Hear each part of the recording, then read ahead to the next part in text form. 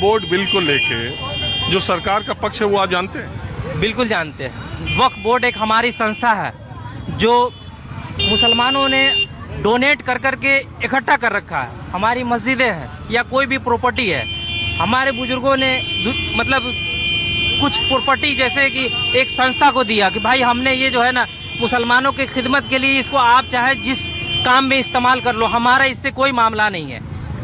उसके बाद जो है ना उससे जो भी आमदनी हुआ या जो भी कुछ हुआ गरीबों पर खर्च किया गया या उस पर मस्जिद बनाए गए, मदरसे बनाए गए।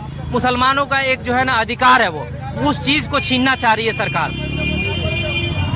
ये बिल्कुल गलत है। सरकार का ये कहना है, सरकार का, मैं नहीं कह रहा, सरकार ने जेपीसी बनाई, उसने कहा कि भाई विरोध हुआ तो हमने जेपीसी बना दी, उसमें जितने लोगों का हिस्सेदारी थी सबकी बात सुनी। हम बार बार ये कह रहे हैं कि ये किसी की जमीन हड़पने का कानून नहीं है, बल्कि इतने बड़ी जो जमीनें हैं उनको व्यवस्थित, नियंत्रित और सही तरीके से, आपको मालूम है कई सैकड़ों एकड़ जमीनें वक्फ बोर्ड के पास है और उनकी आमदनी जो है हजारों में भी नहीं है और कुछ लोग उस पर काबिज बैठे हैं।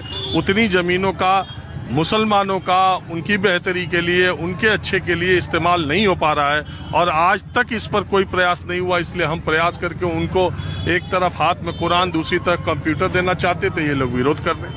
सरकार का ये पक्ष है ना? ऐसी कोई बात नहीं है। सरकार का पक्ष ये नहीं है। सरकार का पक्ष है उसको अपने हाथ में रख लेने का, उसको कब्जा कर लेने का।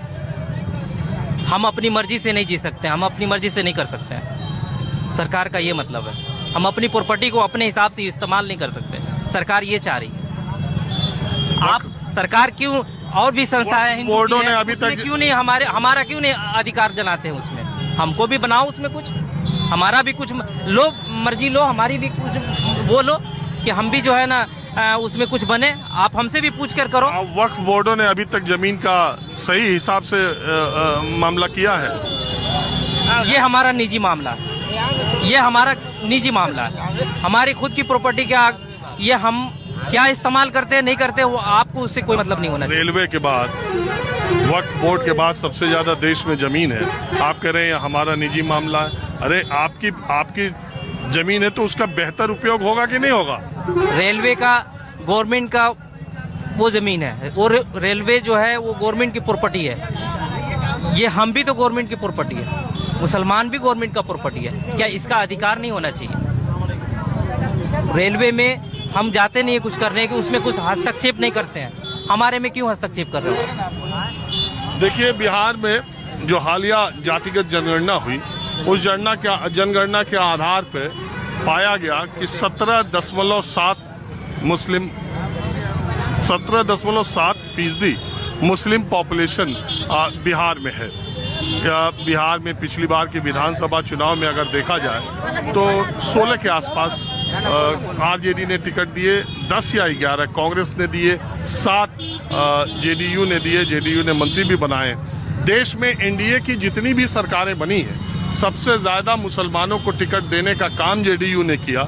देश में एनडीए की जितनी सरकारें बनी हैं, सबसे ज्यादा मुसलमानों को मंत्री बनाने का काम भी नीतीश कुमार ने किया। लेकिन वक्फ बोर्ड बिल के बाद के जो हालात बिहार में हैं और खासकर चुनाव से पहले, उसमें जो मुस्लिम संगठनों ने उनके इफ्तार का बहिष्कार किया, उससे नीतीश कुमार की छवि को लेकर बिहार का आम मुसलमान क्या सोचता है, आप बताओ। जी, नीतीश कुमार तो एक सेकुलर नेता है, लेकिन मसला ये रुक जाओ, हर आदमी को ठीक है यार, रुको, बोलना है तो 1 मिनट, एक आदमी बोलेगा ना। हर आदमी को कुर्सी की लालच होती है। बाकी नीतीश कुमार ने बहुत काम किया है, इससे इनकार नहीं किया जा सकता। उन्होंने काम किया है, लेकिन हर आदमी अपनी कुर्सी के लिए कुछ भी कर सकता है, वही हाल उनका है। समझ रहे? नीतीश कुमार ने काम किया, इससे इनकार नहीं किया जा सकता। लेकिन अभी ये वक्फ में इसका वक्फ वाला जो मसला था, इस पे उन्होंने कुछ नहीं बोला। नहीं, हमारे उलमा ने उनका बहिष्कार भी किया इफ्तार का, उसके बाद भी उन्होंने इस पर कोई एक्शन नहीं लिया। इस हिसाब से आपकी उम्र क्या है? हमारी उम्र 30। तब तो आपने लालू प्रसाद यादव का राज देखा नहीं, सुना होगा। सुना, उससे बेहतर काम हुआ, काम से इनकार नहीं है। लेकिन उन्होंने अपने आप को सेकुलर कहा, तो सेकुलर के लिए हम लोगों के साथ खड़ा होना चाहिए उनको।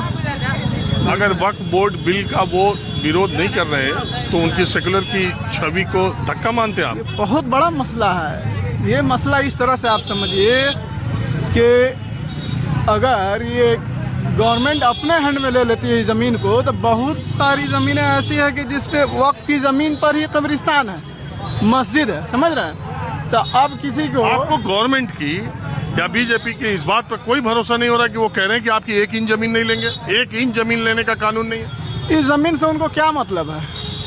गैर मुस्लिमों के पास बहुत सारी इससे ज़्यादा ज़मीनें पड़ी हैं 2-3 स्टेट में ही। आप इसका आंकड़ा निकाल रहे हैं तो इससे ज़्यादा ज़मीनें हैं उसके पास।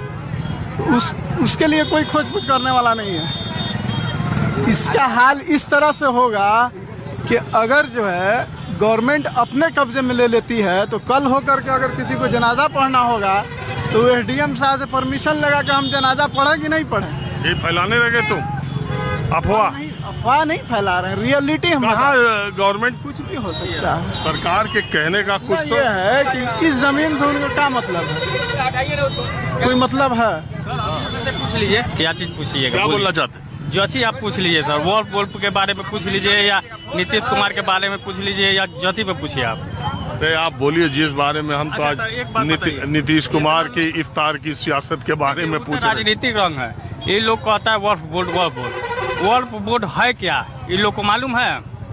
वॉल्फ बोर्ड जब मनमोहन सिंह सरकार था तो इतना अधिकार दे दिया हुआ है कि अगर इनका संपत्ति है तो इस पर हाथ दे कि वॉल्फ बोर्ड का संपत्ति है तो आप कितनों कागज रह के हुए भी नहीं जा पाइएगा कहीं भी, न सुप्रीम कोर्ट में, न हाई कोर्ट में, न लो कोर्ट में। जब भी जाना होगा वॉल्फ बोर्ड के कमेटी में जो चपका मारेगा उसी के पास जाना होगा। उससे होता है क्या, धर्म परिवर्तन ज़्यादा होता है। हमारे घरे मानिए 5 गो बाल बच्चा है, घर मेरा एगो है, अगर वक्फ बोर्ड का चपका मार दिया कि नहीं, झपका ऐसे ही थोड़ी मार दे। अरे! वक्फ करते हैं जमीन को ना। नहीं ये है सर। वक्फ क्या है आप ये बताइए। वॉल्फ एक देखिए वो एक संस्था है जो कि वॉल्फ में जो भी दान का जमीन दिया जाता है तो उससे होता है कि मुस्लिम समाज में जितना भी दिन दुखिया है उसके लिए घर के व्यवस्था करना, कि जो रोड पर घूम रहे हैं उसके लिए माफिया बन गया हुआ है। दिल्ली में कांड देखिए जो विधायक है अमूल